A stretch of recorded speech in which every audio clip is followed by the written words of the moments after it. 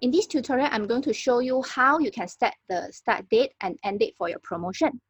Every promotion is able to set a period for it, and it will auto end at the end time and end date. You can also schedule a promotion to start itself. I'm going to take an example. For example, we are going to do 1-day sales, 10% off on one collection. So now we have to go to admin panel.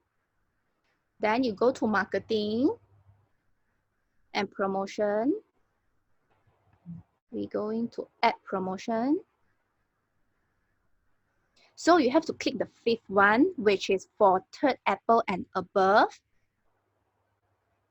So first you have to enter the promotion title, which is for your record purpose only. For example, 1-day sales.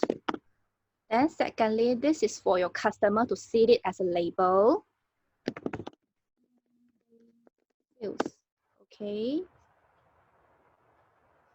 All right. As our promotion going to be purchased from a certain collection, so you have to choose a collection, meaning its category. So let's say I choose top. So customer has to purchase this from this collection. As for the certain quantity above to get discount, you can actually put 1, meaning that they purchase 1 item, then they can get the discount. For the discount option, so we will put it as 10%, meaning that each product they're going to get 10% discount. And for the active date, you remember has to uncheck this. No expiry date, uncheck this one. Just now I mentioned that we're going to do 1-day sales, right? So make it like for 6. Okay, the start date will be 6th of May. Start time will be 12 in the midnight, and it will end on the same date, but the time we choose it 11:59 at night. Okay, so it will going to be 1-day sales. Then scroll down, you will see extra condition, voucher code. This is for you to create voucher code where your customer has to key in the voucher code during checkout to enjoy the promotion. As for target customer, it is for you to restrict which customer able to enjoy the promotion. So if you put it as open to public, means that anyone can enjoy. Or login member, means that every customer, they have to log in to your online store to enjoy the promotion.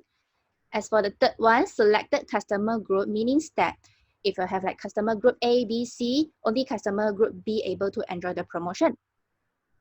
So now we move on to store usage limit. It is for you to choose like how many orders entitled to enjoy the promotion. And lastly, each customer usage limit, this is for you to set one customer can enjoy the promotion for how many times.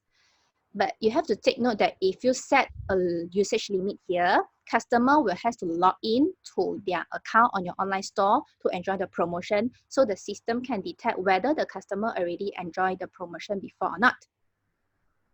Okay, then not forget to click save, and you are done. That's all for this tutorial.